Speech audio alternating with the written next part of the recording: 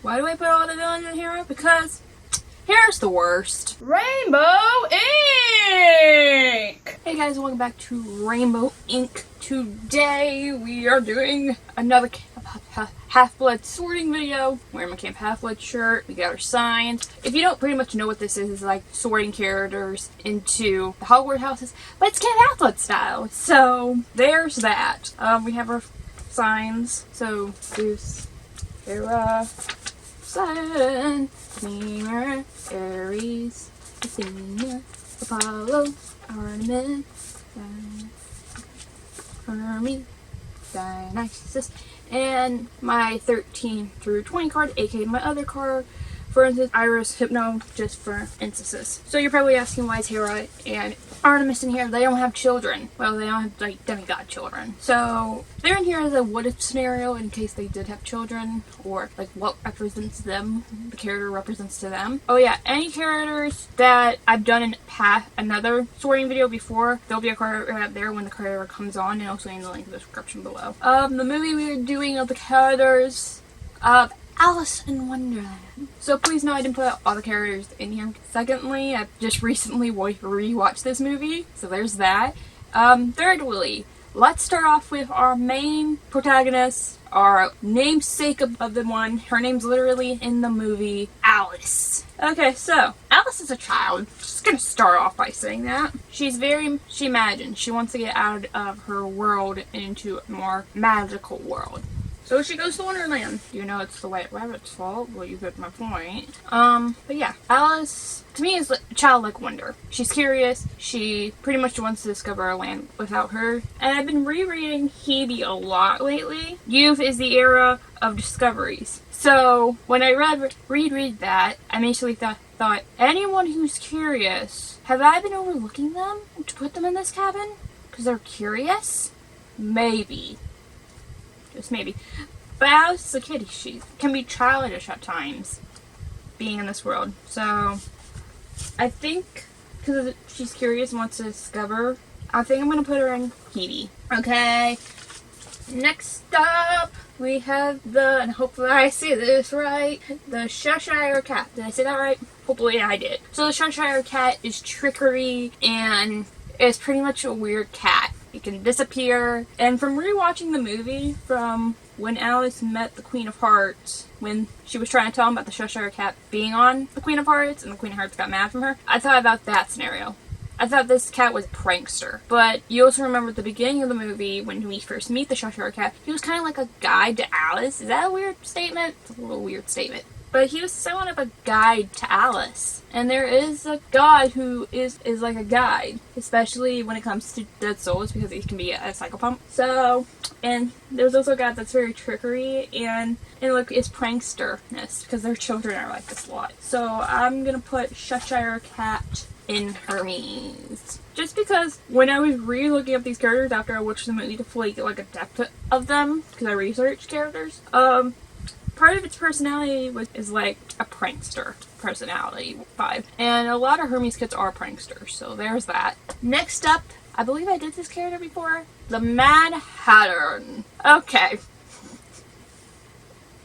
Mad Hatter. I'm gonna instantly say, we don't know what's in his tea. We have no clue what's in that tea. So, who knows? It could be something not tea. Who knows? But the Mad Hatter, tea parties, this is literally the same congruently of what I did of him from last time, where I immediately want to put him in Dionysus, because again, we don't know what's in that teacup. We don't know. He could be a party animal, for all we know. The rabbit next to him's a party animal. I don't remember that rabbit's name, but he's a party animal.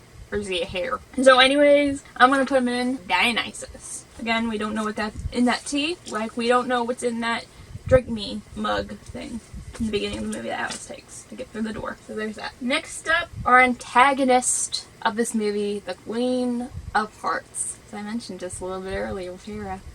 Yeah, I did. So the Queen of Hearts is malevolent and vain, and she's crazy. Let's be honest. She's crazy. She's a psychopath. She's nutso.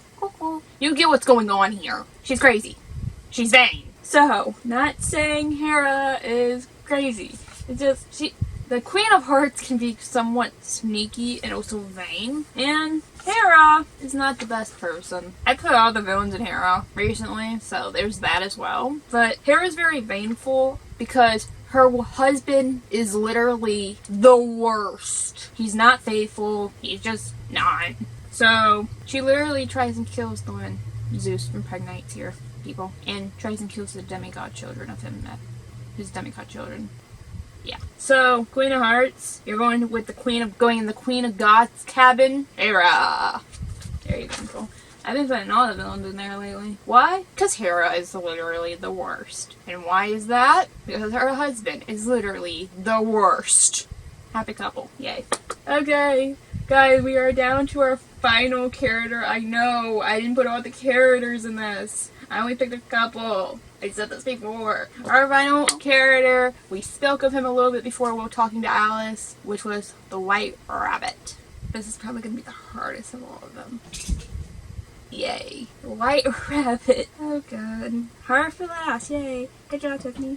Good job, me. So the White Rabbit is very skittish, in my opinion. He doesn't want to be the villain within the court scene. You can tell. It's just, he's just there. He doesn't want to be an antagonist. But he's very skittish. And remember, he outruns Alice a lot. It's literally, he's a rabbit. But he outruns Alice a lot. And pretty much shows her Wonderland by doing this. But he does outrun her a lot. And kids of this diameter are very fast runners, because mostly they steal things, but there can be fast runners. It doesn't mean you can be in Hermes and you have to steal every single time. It doesn't mean squat. So I think I'm going to put the White Rabbit because every time we see him, he outruns Alice. And I think that's a good quality in Hermes kid for some unknown reason. So, because they're fast. So I'm going to put him in Hermes.